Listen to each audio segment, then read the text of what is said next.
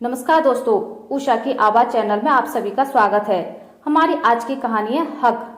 परिस्थितियां व्यक्ति को अचानक से उस मोड़ पर लाकर खड़ा कर देती हैं जिसकी उसने कभी कल्पना भी नहीं की होती है। नई पीढ़ी इतनी तेजी से बदल रही है कि जिन बच्चों की जरूरतों और खुशियों के लिए माता पिता रातों की नींद और दिन का चैन त्यागते हैं, वे शादी होते ही नजरें फेर लेते हैं।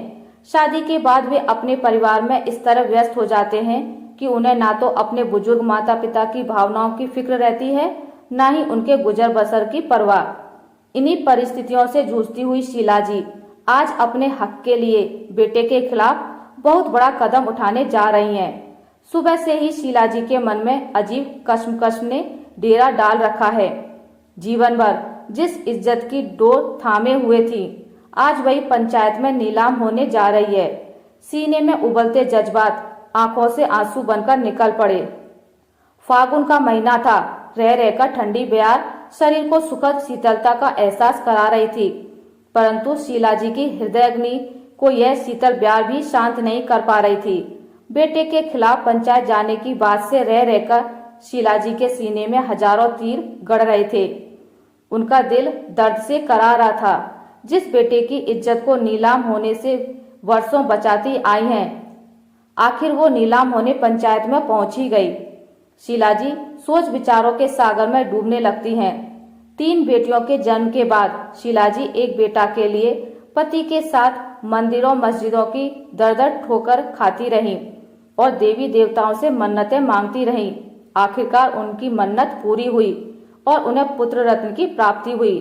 बेटे का जन्म उनके तपते मन के लिए ठंडी फुहारों समान प्रतीत हुआ।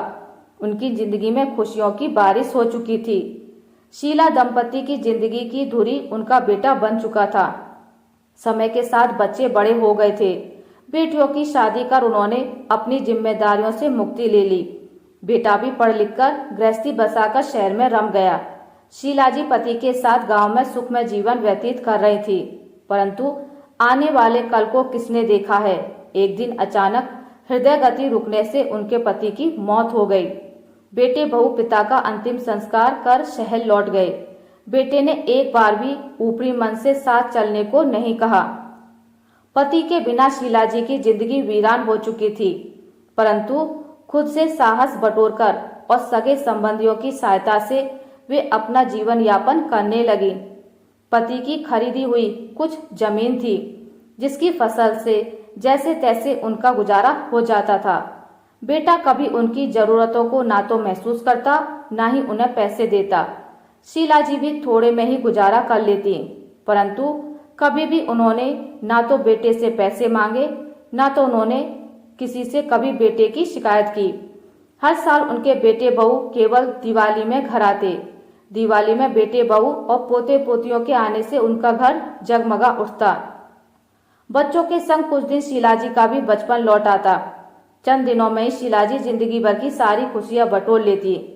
इस दिवाली भी बच्चे आकर लौट चुके थे। शीला जी कुछ दिनों तक उनकी याद में मासूम रहीं। फिर जिंदगी पहले जैसी चलने लगी। कुछ दिनों में शीला जी के घर का अनाज खत्म होने वाला था, परंतु पट्टीदार अभी तक अनाज नहीं दे गया था। 1-2 बार टोकने पर भी पट्टीदार उनको देखने से कन्नी काट लेता।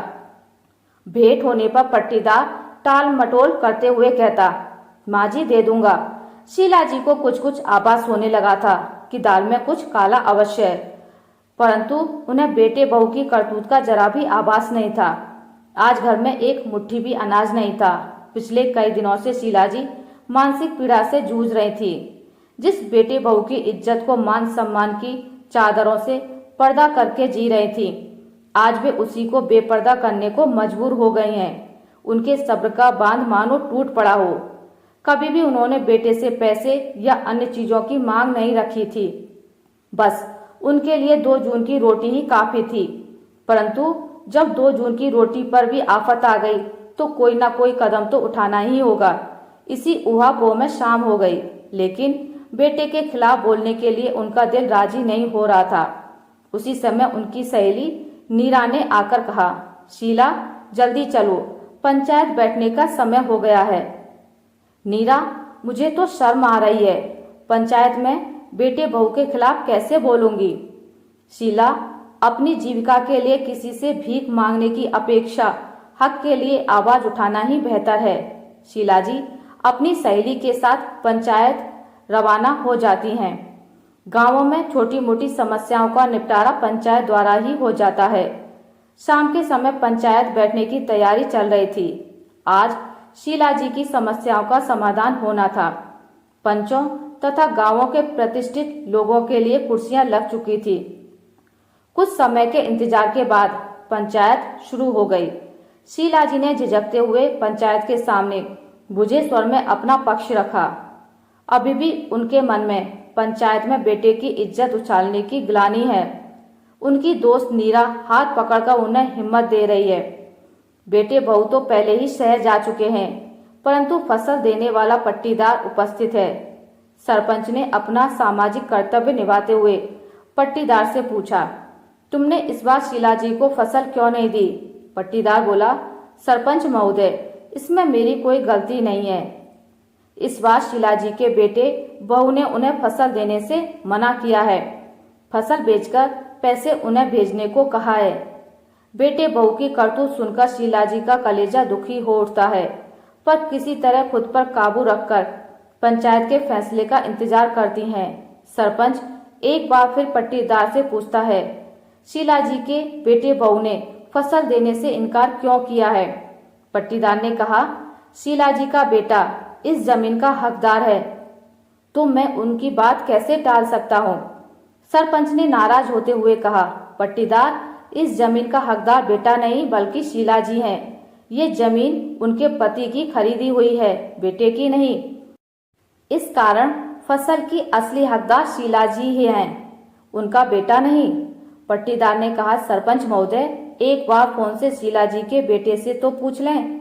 सरपंच तमतमाते हुए कहता है, पट्टीदार, उस बेटे से क्या पूछना जिसने माँ की 2 जून की रोटी के साधन भी बंद कर दिए हों। पंचों का सर्वसम्मति से फैसला है कि तुम आज ही शीला जी के घर अनाज पहुंचा दो, और एक कठोर आदेश है कि शीला जी के जीवित रहते जमीन और फसल पर उनके बेटे बहू का कोई हक नहीं। पंचों के विवेकपूर्ण फैसले का गांव के लोग स्वागत करते हैं। शीला जी पंचों के सामने दोनों हाथ जोड़ लेती है। उनकी आंखों से आंसू उनका हक मिलने के कारण है या बेटे के खिलाफ पंचायत जाने के कारण, खुद भी नहीं समझ पाती हैं। सहेली नीरा उनके आंसू पहुंचकर उसके गले लग जाती हैं। अभी भी गांव में लोग एक दूसरे की जरूरतों और हक के लिए प्रति मानवतावादी सोच रखते हैं और बेबाक पूर्ण निष्पक्ष फैसला सुनाते हैं। गांव में अभी भी रिश्तों और भावनाओं की गर्माहट खत्म नहीं हुई है। आशा करती हूँ आपको मेरी आज की कहानी अच्छी लगी होगी। अगर आपको मेरी कहानी अच्छी लगी है तो इसे लाइक करें, ज़्यादा से ज़्यादा शेयर करें, और अगर आप मेरे चैनल पर नए हैं तो इसे सब्सक्राइब करना ना भूलें। मिलते एक नई कहानी के साथ, तब तक के लिए नमस्कार।